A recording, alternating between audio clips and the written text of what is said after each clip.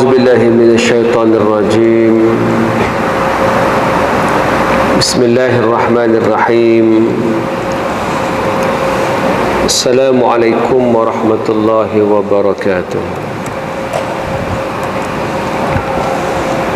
الحمد لله الذي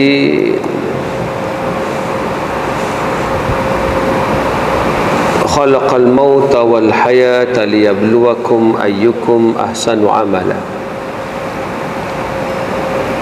وهو العزيز الغفور. أشهد ونشهد أن لا إله إلا الله وأشهد أن محمدا عبده ورسوله.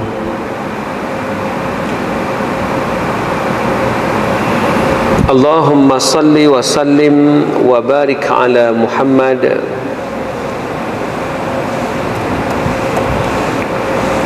وعلى آله وصحبه ومن تبعهم بإحسان إلى يوم الدين. أما بعد، فيا عباد الله اتقوا الله، أوصيكم ونفسي بتقوى الله فقد فاز المتقون. رب اشرح لي صدري ويسر لي أمري واحلل عقدة من لساني يفقه قولي. ربنا زدنا علما وارزقنا فهما. قال الله تعالى في كتابه العزيز: أعوذ بالله من الشيطان الرجيم. من كان يريد العزة فلله العزة جميعا إليه يصعد الكلم الطيب والعمل الصالح يرفعه والذين يمكرون السيئات لهم عذاب شديد ومكر أولئك هو يبور. صدق الله العظيم. Pertamanya marilah kita memanjatkan syukur pada Allah Subhanahu wa taala.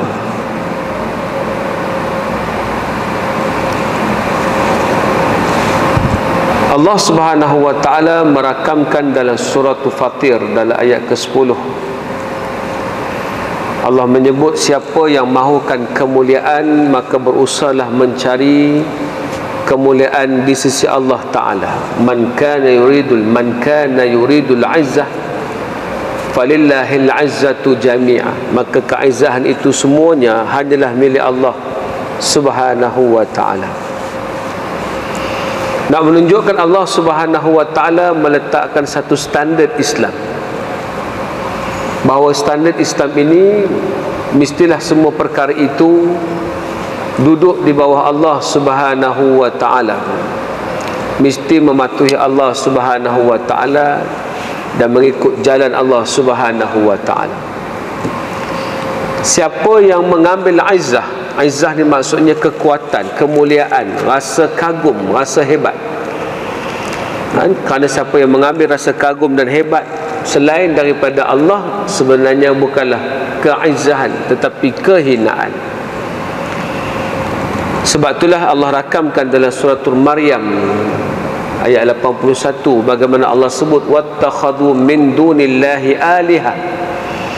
Mereka cuba mengambil selain daripada Allah sebagai Tuhan, liyakunu lahum ma'izza, semoga mereka itu mendapat kemuliaan. Tandanya ada orang yang cuba mencari kemuliaan selain daripada Islam. Maka perkara itulah yang disebut oleh Sayyidina Umar. Umar sebut bahawa siapa yang mengambil kemuliaan selain daripada Islam, azallanallah, bukanlah Allah memuliakan dia, bahkan dia mendapat kehinaan di sisi Allah Subhanahu wa ta'ala. Kenapa tajuk ini penting untuk kita bicarakan pada hari ini? Penting kerana kita nak melihat bahawa hari ini kita dalam fatrah menyambut Maulid Rasul. Dan tajuk khutbah kita hari ini pun adalah tentang Maulid Rasul sallallahu alaihi wasallam. Sebenarnya kita nak bercakap tentang apakah kemuliaan bila kita bersama dengan jalan yang digariskan oleh Nabi SAW. Sebab tu kita hari ni orang yang datang ke masjid merupakan ejen ataupun wakil ataupun mereka yang diamanahkan untuk membawa keizahan Islam ini berpandukan jalan Nabi SAW. Sebab itulah hari ini ramai orang suka Nabi. Nabi ini insan yang digemari ramai oleh siapa pun, tak kira Muslim ataupun tidak. Tapi perjalanan Nabi itu, siapa nak sambung dan siapa nak bawa, siapa nak meneruskan apa yang diteruskan oleh baginda SAW. Ketika Nabi SAW wafat, ketika itulah berlaku perbincangan ataupun cakap-cakap antara Saidina Umar dengan Saidina Abu Bakar. Mereka berbicara itu setelah wafatnya Rasulullah SAW. Dalam perbicaraan mereka itu, maka berkatalah Saidina Umar, maka kata, macam mana kita ni wahai Abu Bakar? Dulu kalau jadi apa-apa Nabi ada, Nabi akan memberikan keputusan dan penyelesaian kepada sebarang masalah. Tapi hari ini Nabi dah tak ada, Nabi dah wafat. Kita nak ambil penyelesaian macam mana? Maka benda itu ditangisi oleh Umar dan ditangisi oleh Abu Bakar, dan menyebabkan mereka berdua dalam kondisi sangat sedih kerana pakar rujuk mereka, fas'alu ahla dzikri in kuntum la ta'lamun. Tanya orang yang mengetahui jika kamu tidak tahu.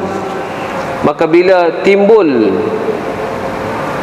dialog begitu antara Abu Bakar dan Umar, maka mereka kebuntuan. Sebab siapa lagi yang akan boleh dijadikan panduan kalau Nabi dah tak ada ni? Di situlah Abu Bakar bercakap dan menyebut, sesungguhnya kita pakai apa yang Nabi tinggalkan kepada kita. Memberikan gambaran kepada kita di situ satu, iaitu setelah kewafatan Nabi berlakulah ruang ijtihad.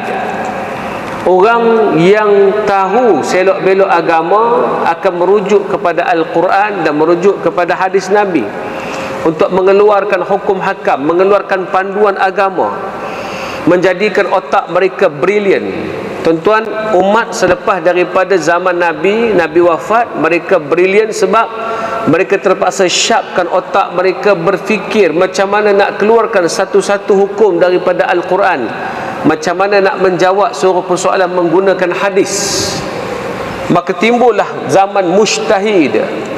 Mereka inilah yang berijtihad. Akhir sekali ijtihad bukan hanya terjadi berkaitan dengan soal Islam dan agama, sebab exercise ilmu itu dan knowledge itu serta mahu menggunakan minda berfikir. Sebab minda ini kalau berfikir, dia akan jadi banyak benda akan timbul. Wa yatafakkaruna fi khalqis samawati wal ard. Orang yang berfikir ini, yang berfikir tentang kejadian langit dan bumi, pasti akan berkata dengan satu jawapan, Rabbana ma khalaqta hadza batila. Ya Allah, kau tidak jadikan satu itu dalam keadaan sia-sia. Maknanya orang dulu mereka terpaksa menggunakan minda mereka kerana Nabi pergi dalam kondisi mereka masih memerlukan panduan daripada Nabi. Tapi sebenarnya sebelum Nabi wafat itu, Nabi dah pun pernah bagi panduan kepada Muaz bin Jabal. Bila Muaz tanya macam mana nak berhukum bila pergi ke Yaman, maka Nabi ajar, hukumlah dengan hukum Allah Ta'ala, dengan Al-Quran.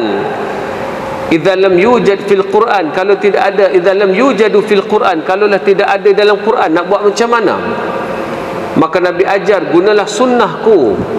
Kalau sunnah tak ada, maka Nabi ajar, ijtihadlah dengan pandanganmu. Nabi dah ajar. Tak ada Al-Quran, tak ada sunnah, maka ijtihad. Ingatlah, Quran itu terbatas, sunnah itu juga terbatas. masalah yang datang terlampau banyak. Ini disebut oleh Imam Al-Amidi. Bila Imam Al-Amidi, seorang ulama usul fiqh, pernah menyatakan satu, dia kata bahawa masalah tidak terhad, tetapi hujah Al-Quran dan hujah Nabi, hujah Al-Quran dan hujah hadis adalah terhad. So apa yang harus dibuat? Maka kena kembangkan minda supaya mengeluarkan ijtihad daripada sumber-sumber yang hanya daripada Al-Quran dan Sunnah. Tuan-tuan, menyebabkan umat menjadi maju kerana mereka berijtihad. Itu saya sebut tadi, urusan ijtihad, urusan mereka cipta, urusan mencari solusi. Ingatlah saya sebut, bila sebut ijtihad, dia adalah urusan mencari solusi. Solusi kepada masalah agama dan solusi kepada masalah dunia, menyebabkan semua orang di zaman itu menggerakkan minda mereka untuk mengeluarkan keputusan dan kebijaksanaan bagi menyelesaikan permasalahan Islam ketika itu, termasuk permasalahan berkenaan dengan urusan agama dan urusan dunia. Sebab Nabi ajar dunia dengan akhirat tak boleh pulun akhirat, urusan akhirat saja, tapi dunia ketinggalan tak boleh, mesti kembarkan. Wabtaghi fima atakallahu darul akhirah wala tansa nasibaka minad dunya. Jangan lupa, carilah kamu akan akhirat, tapi jangan lupa habuan kamu terhadap dunia. Mereka pegang sungguh ayat itu, iaitu tak boleh hanya fokus kepada akhirat. Wabtaghi, akhirat kena ibtira, kena cari, kena ambil, kena berusaha. Wabtaghi fima atakallahu darul akhirah, tentang urusan akhirat cari. Wala tansa, kembar itu, wala tansa, jangan lupa. Allah suruh cari, masih sama Allah kata jangan lupa. Dahlah suruh cari akhirat, tapi jangan lupa dunia. Wala tansa nasibaka, jangan lupa tentang urusan dan hidup kamu serta nasib kamu minad dunia, daripada urusan dunia. Maka ulama-ulama dan saintis serta cendekiawan Islam pun bangun, hingga lahirlah ulama macam Al-Farabi, lahirlah ulama macam Ibnu Rushdi, lahirlah ulama macam Ibnu Hazmi, lahirlah ulama macam Al-Khawarizmi, lahirlah teori-teori bukan hanya berkenaan dengan falsafah Islam, bukan hanya berkenaan dengan hukum hakam Islam. Hukum hakam Islam ni tak usah ceritalah, memang hebatlah di zaman itu. Kitab-kitab besar ditulis oleh para ulama, panjangnya buku-buku ini untuk memberikan setiap solusi. Hingga kan kalau tuan buka kitab-kitab yang panjang yang memasukkan furu'ul masail, iaitu masalah-masalah cabang di dalam persoalan-persoalan fiqh, kita akan jumpa semua ulama berijtihad mencari jawapan.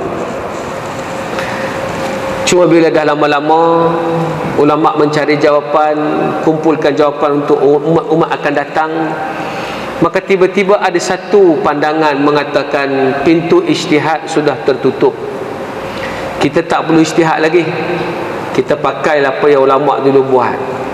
Seolah-olah masalah baru sudah tidak ada, seolah-olah tidak timbullah problem-problem baru yang akan datang kepada umat hari ini. Akhir sekali menyebabkan orang pun malas berfikir. Bukan hanya membabitkan orang awam malas berfikir, para asatizah ahli agama juga malas berfikir. Tapi para asatizah lebih suka mereka berdebat dan mereka berhujah dalam perkara yang kalau istilah orang putih dia panggil grey zone. Benda itu benda zonni, benda-benda yang berada dalam area yang tidak jelas. Dia boleh jadi benda tu boleh, boleh jadi benda tu tak boleh, tuan-tuan.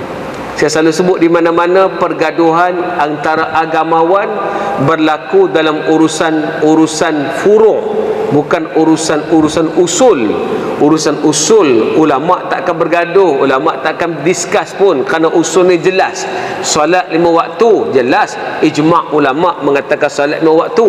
Tidak ada seorang ulama yang mengatakan solat hanya 3 waktu, walaupun waktu solat hanya disebut 3 di dalam Al-Quran, tetapi ijma' ulama mengatakan 5 waktu. Jadi tak ada perbincangan solat ni 5 waktu ke 3 waktu. Ijma', maksudnya tidak ada seorang pun. Ijma' itu ijma' apa? Ijma' itu ijma' qat'i. Ijma' itu ijma' keseluruhan ulama.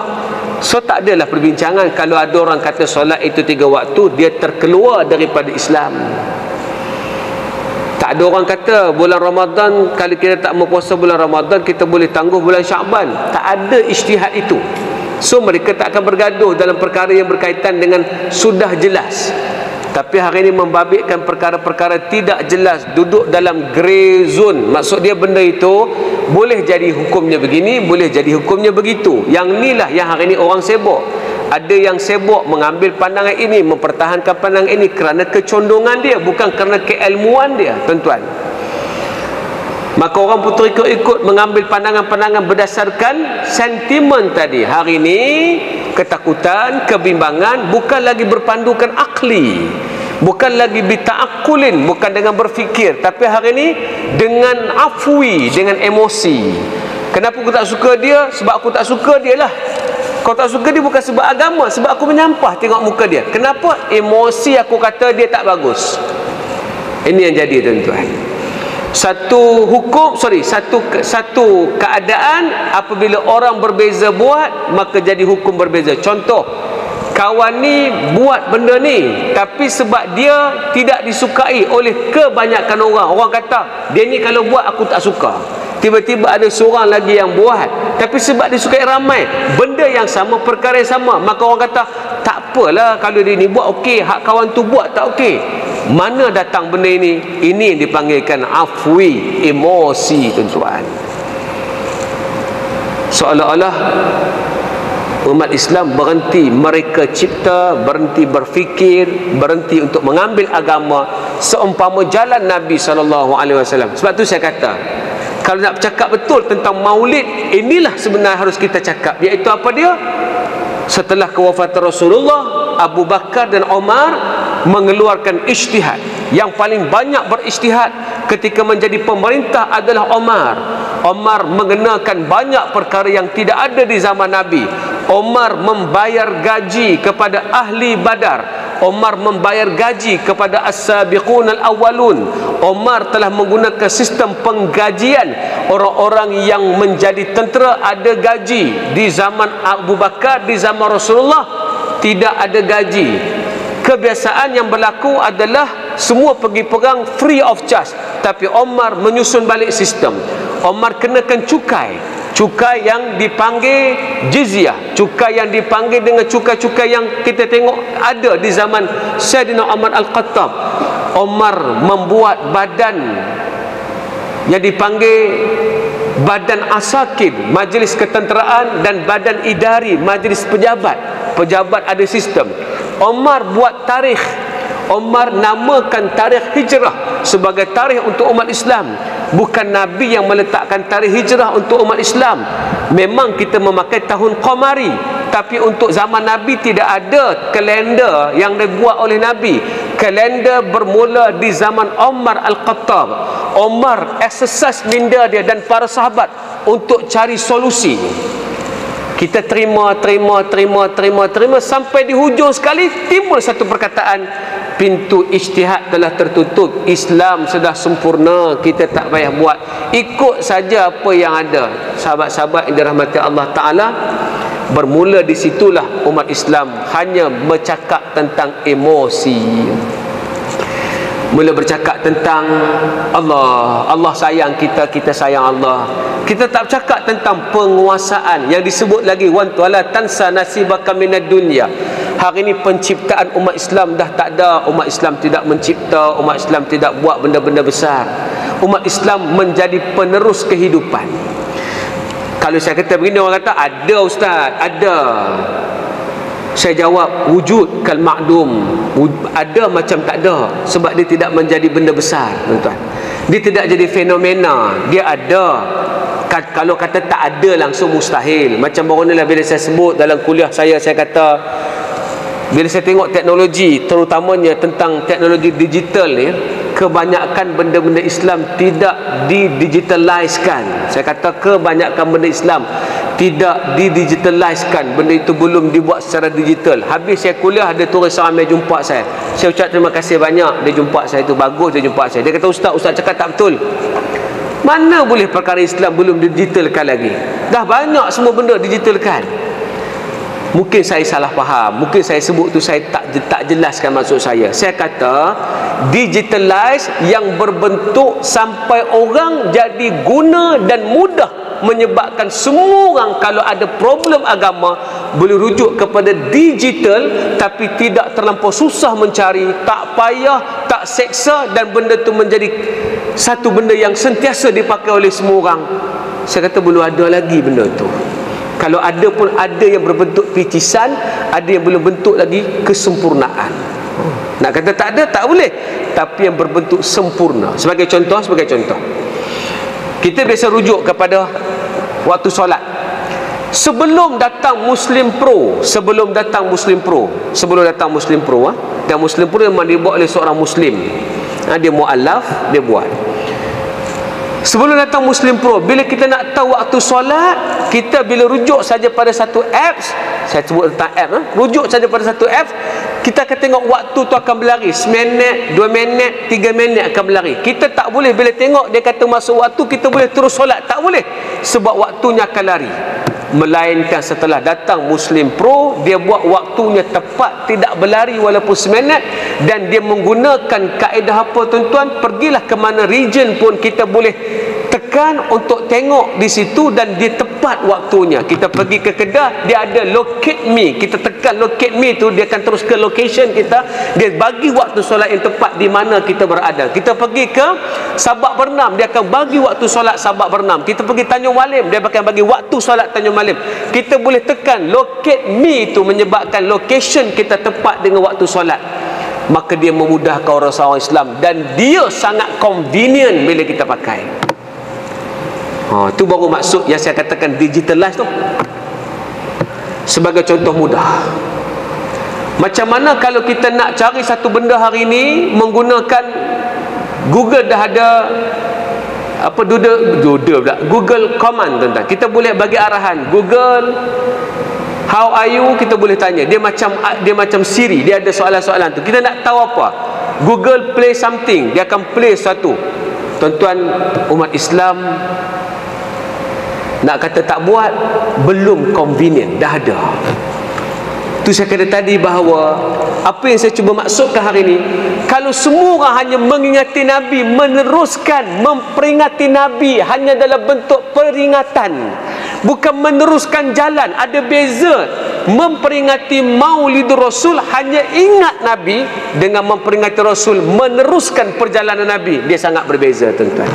So yang kita tekankan hari ini, tuan-tuan ada benda nak buat, jangan berhenti ijtihad. Saya gunakan istilah ijtihad ni, jangan berhenti ijtihad, buat terus apa yang tuan-tuan sedang buat bagi dunia ni imarah. Saya bukan ahli teknologi, saya tak tahu tentang teknologi, tapi saya nak tengok Islam ini benar-benar diteknologikan.